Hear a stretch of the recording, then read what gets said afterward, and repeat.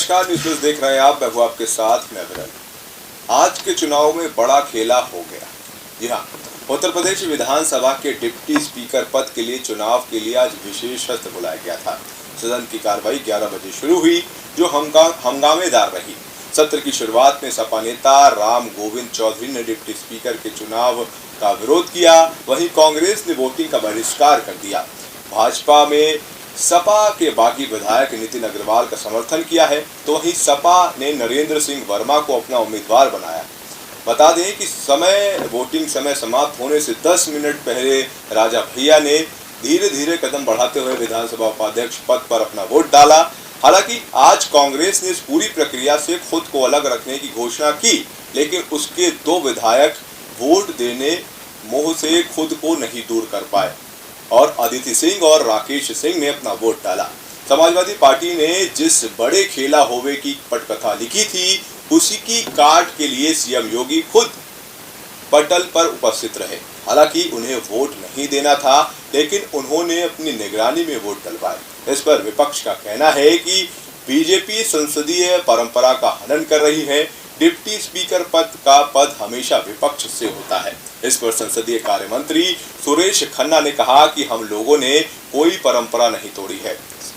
4.5 साल तक सपा ने प्रत्याशी नहीं दिया, सपा ने अपनी गुटबाजी से प्रत्याशी नहीं भेजा। हम अपनी जिम्मेदारी का निर्वहन कर रहे हैं। तो वही वैश्य बिरादरी को दृष्टिगत रखते हुए आज के चुनाव को देखा जा रहा है।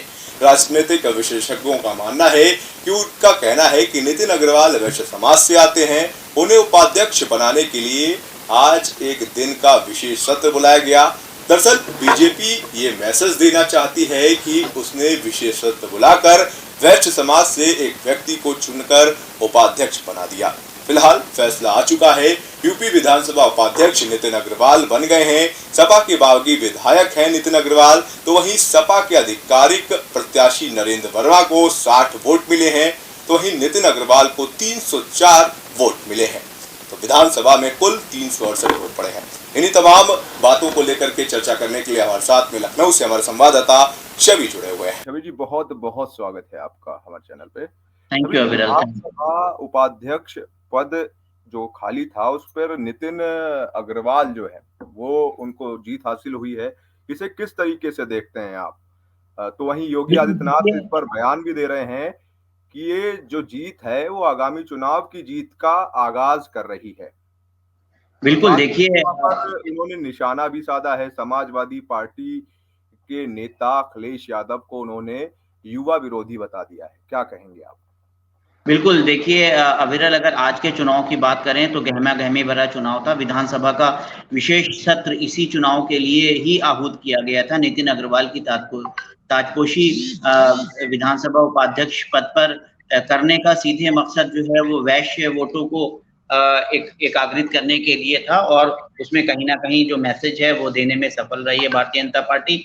बहुत महत्वपूर्ण चुनाव था। बिल्कुल क्लियर था कि नितिन अग्रवाल की जीत एक तरफा जीत थी, लेकिन चुनाव होने से एक हफ्ता पहले सपा के जो राष्ट्रीय अध्यक्ष हैं अखिलेश यादव ने, उन्होंने नरेंद्र वर्मा को विधानसभा उपाध्यक्ष पद के लिए चुनाव में उतार दिया। नरेंद्र वर्मा सीतापुर से विधायक हैं और काफी अनुभवी विधायक हैं। ये बात तय थी कि इसमें जीत और हार का मार्जिन बहुत ज्यादा था। समाजवादी पार्टी के 47 विधायक जीत कर आए थे 2017 के चुनाव में, जिसमें खुद नितिन अग्रवाल थे। नितिन अग्रवाल भारतीय जनता पार्टी में चले गए। तकनीकी तौर पर अगर बात करें तो नितिन अग्रवाल अभी समाजवादी पार्टी में है, और दूसरे विधायक शिवपाल यादव थे, ये वोट देने ही नहीं आए।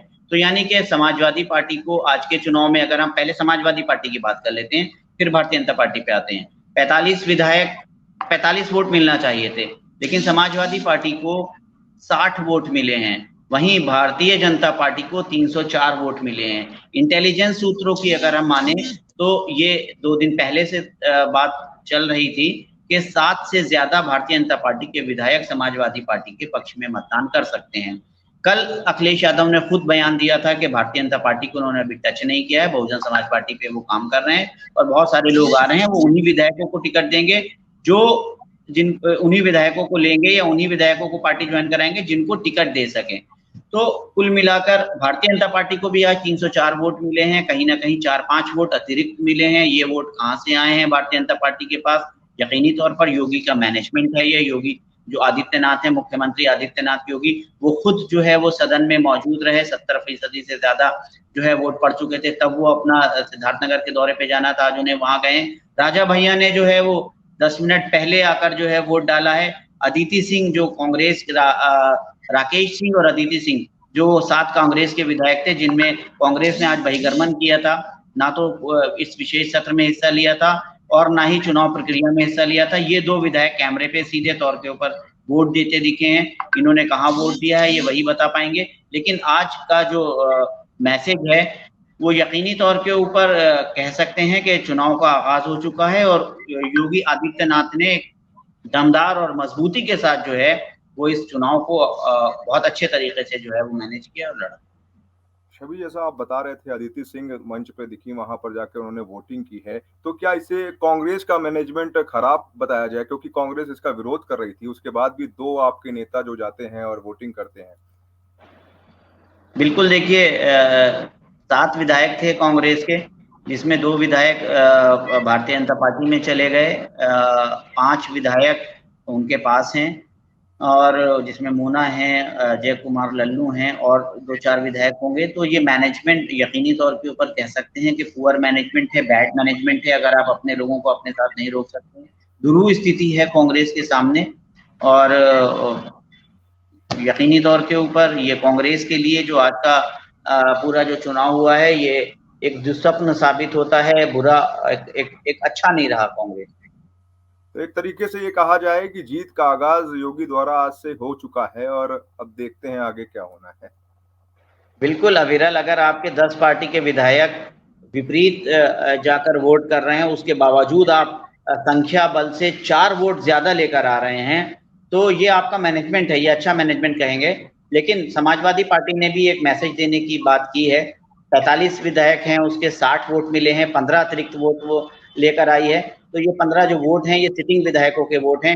अब इसमें राजभर का विधायक भी हो सकते हैं, सुहेल देव राजभर पार्टी के विधायक भी हैं, बहुजन समाज पार्टी के वो 5 विधायक भी हैं जिन्होंने जो समाजवादी पार्टी जो है वो ज्वाइन कर चुके हैं।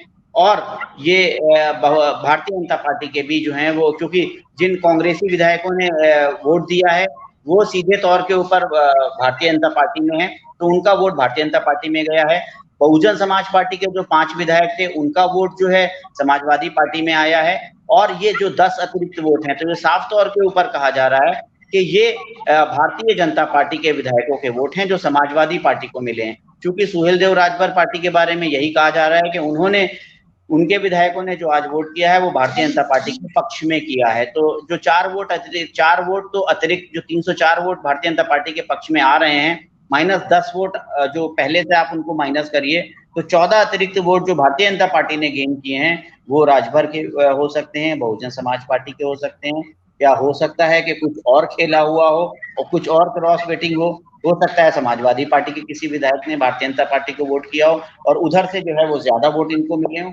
तो चूंकि गुप्त मतदान था, पटल पर मतदान हुआ है, वही विधानसभा जहां पर विधानसभा का जो कक्ष है वहां पर मतदान हुआ है, काफी गहमा गहमी रही है इस चुनाव में और काफी अच्छा जो है वो चुनाव रहा, कह सकते हैं ये योगी ने जीत के साथ चुनाव का आगाज किया और समाजवादी पार्टी के साथ खेला हो गया।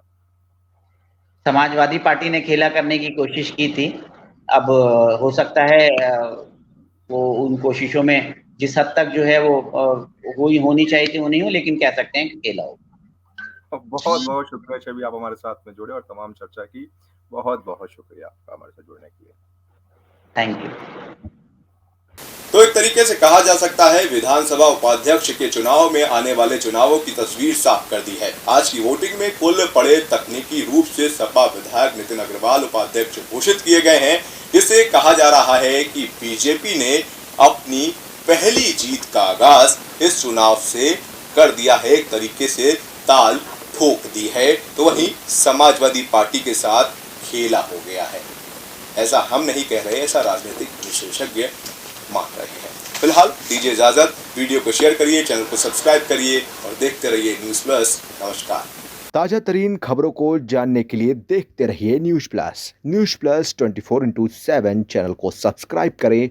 अपडेट के लिए बेल आइकन को दबाएं।